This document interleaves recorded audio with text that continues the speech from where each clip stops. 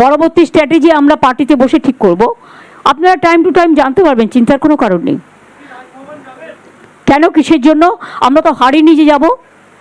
হারলে আমি যদি শপথ নিতে যেতাম তাহলে আমি রেজিগনেশনটা করতাম। এখন তো question doesn't arise.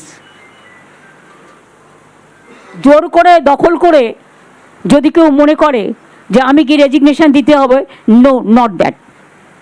Now also I want to say that we didn't lose the election.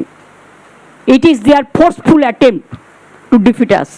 আরে ভাই, কই মারো মুঝে মারো, এই সমস্ত লোকজনের জন্যই লোকে বলে মহিলারা তার কাটা, মহিলাদের মাথায় ভেজা নেই, মহিলারা বোঝে কম, বলে বেশি, মহিলারা জেদি, মহিলারা ঝগড়ুটে, ধেতিয়া। আরে বাবা, এই কোন ধরনের মানুষের মাথার মধ্যে কি আছে? হারার পরেও এ বলে যাচ্ছে হারিনি।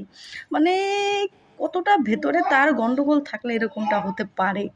আর সাথে যারা রয়েছে চঙ্গু মঙ্গুরা, এরাও কি বোঝে না? এরাও কি বুঝতে পারছে না যেভাবে মানুষের মনে ভালোবাসা তো আসবেই না, মানে যতটুকু সিম্প্যাথি দেখাতো, যদি মেনে নিত চুপচাপ বা যা কিছু, সেই সিম্প্যাথিটাও চলে গেল, সিম্প্যাথিটাও এখন থাকবে না।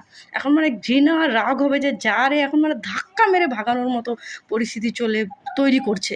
কেন নিজের সম্মানটুকু কেন নিজে ধরে রাখতে পারছে না? উফ, আর পারছি না একে নিয়ে, মানে পুরোই গেছে।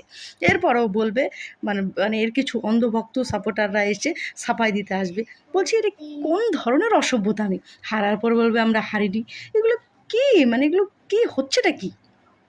মানে চুরি করতে করতে এত স্বভাব হয়ে গেছিলো, এবার চুরি করতে পারেনি, স্বচ্ছভাবে ভোট হয়েছে, এটাকেও এখন ওদের কারাপ্টেড মনে হচ্ছে। কিন্তু এতদিন যে কারাপশন করে এসেছে সেটাকে স্বচ্ছ মনে হয়েছিল। আজব রে ভাই, এর জন্য মহিলারা বদনাম হবে এখন। এই লোকের সাথে তুলনা দেবে, এই যে মহিলারা ধ্যাতা হয়ে যায়। কি আর বলবো, বাপজেঠা মহিলা।